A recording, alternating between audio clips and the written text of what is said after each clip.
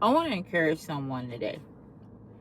As you might not know, my name is Erica, and I have a teaching ministry, and I also have I'm a grief counselor.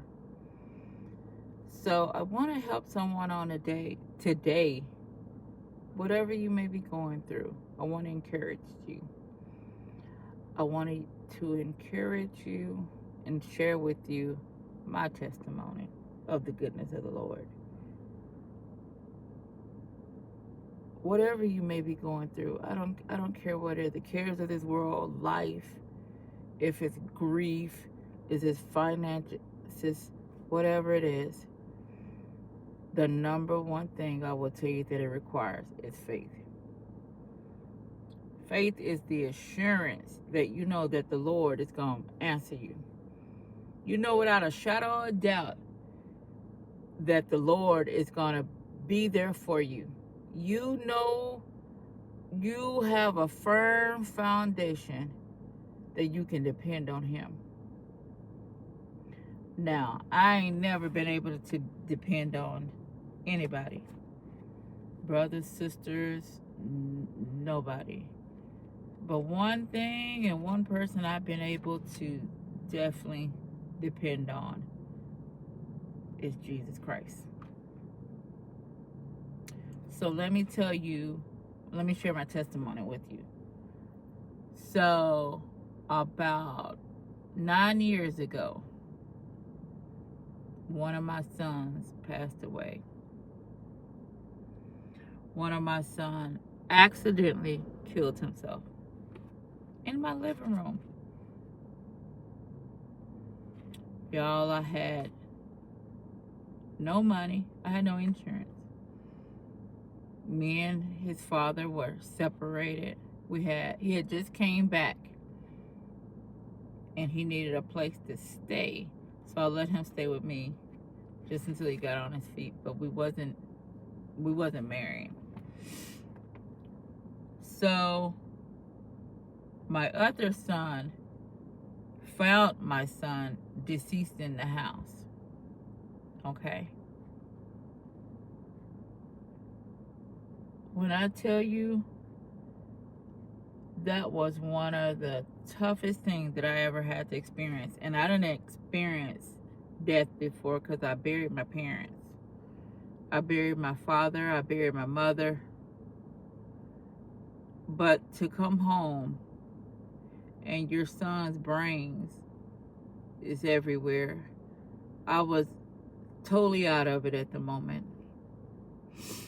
So when my parents came back, and as I was calling the paramedics and stuff, I was so out of it that I didn't even know that it was his brains. So I thought it was just he vomit or whatever on his head. I don't know what I thought. But I will tell you this. As I was making arrangements with nothing. I have brothers and sisters. So they came down, right, for moral support. These same siblings of mine that are older than I am and well-to-do, they all walked out on me and left me at the funeral home by myself.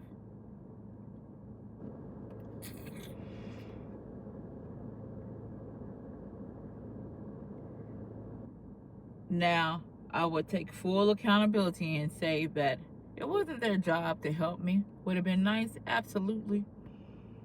But it was my responsibility to have burial insurance. I know that. I was so stressed out.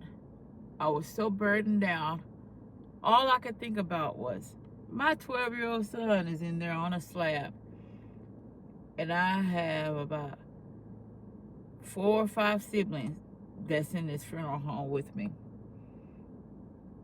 that are saying they're not going to really be able to help. Not that they didn't have it. They just didn't want to help me. So I remember getting in my car And as soon as I got in my car, I started to talk to the Lord. And I said, Lord, what am I going to do? And the Lord instantly said, have I ever left you, or have I ever forsaken you? And that he hadn't done, ever. He had never left me nor forsaken me. And I said, no, Lord, you haven't. And I just felt a peace come upon me. So I remember going to the house because I had to get some clothes for my other boys because they couldn't stay in there. They wouldn't stay there. So their father had got us a room. And so when I walked into my house, I just lost it. I could smell, the blood and everything there. And I cried out to God. And I told the Lord, I said, Lord, I need you. If there ever was a time, Lord, I need you, and I need you now. And I said, Lord, I need healing because I'm not going to make it. I said, I feel like I'm going to have a nervous breakdown. And I said, I got 4 other boys that need me.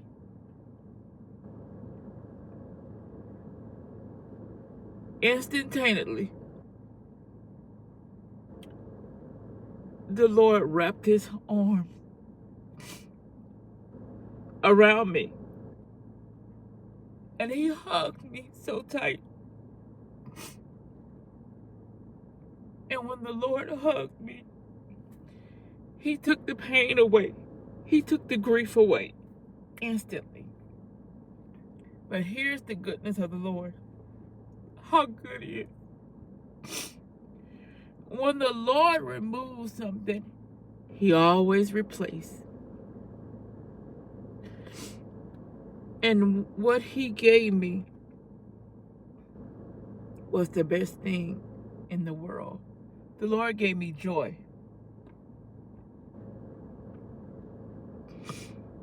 Y'all, I had so much joy. I still do. I didn't know how I was going to pay for this funeral. I didn't know how I was going to make it. Excuse me.